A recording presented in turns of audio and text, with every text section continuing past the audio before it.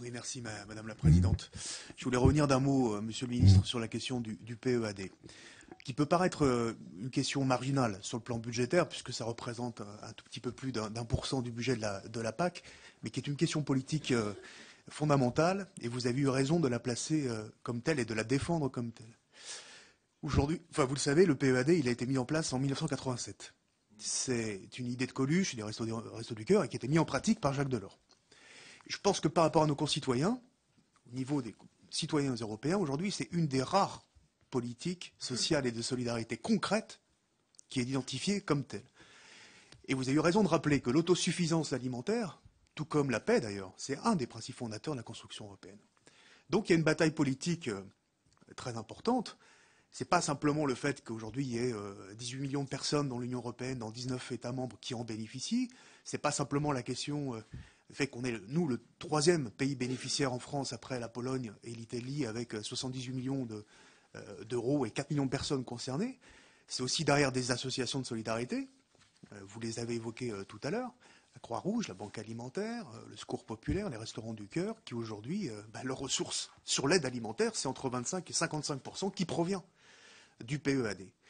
Donc la question est véritablement politique. Et s'il y a une nouvelle mobilisation, qui est d'ailleurs à peu près la même, maintenant depuis 2 ans, on avait obtenu ce sursis après la décision de la Cour de justice pour 2012 et 2013, mais aujourd'hui, non seulement c'est les associations, mais c'est de nombreux élus. Je rappelle qu'il y a 80% des eurodéputés qui ont voté pour le maintien du PEAD, que la majorité des gouvernements aujourd'hui dans les États membres sont en faveur du PEAD.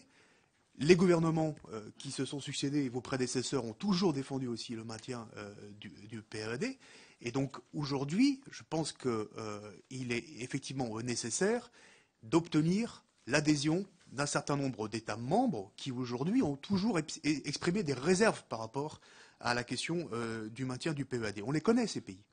L'Allemagne, le Royaume-Uni, les Pays-Bas, la Suède, Danemark, la République tchèque. Moi, je pense que sans vouloir suggérer une piste, parce que vous allez être dans une négociation difficile, je pense qu'il serait intéressant de dire, par exemple, à un pays comme l'Allemagne, qui connaît aujourd'hui, comme tous les pays européens, une montée de la pauvreté, de la précarité et des inégalités extrêmement fortes. Je rappelle qu'il y a 8 millions de travailleurs pauvres aujourd'hui en Allemagne, et ce chiffre a significativement augmenté ces dernières années.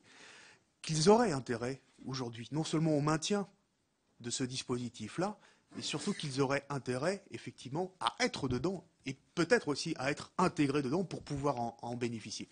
Je sais que c'est extrêmement difficile à faire comprendre à nos partenaires européens, mais moi je soutiens complètement l'idée qu'il faut que ça reste dans le domaine de l'aide alimentaire, de la PAC. Alors est-ce que ça peut faire partie des négociations globales sur la renégociation du budget entre 2014 et 2020. En tout cas, ça vaut vraiment la peine de le tenter.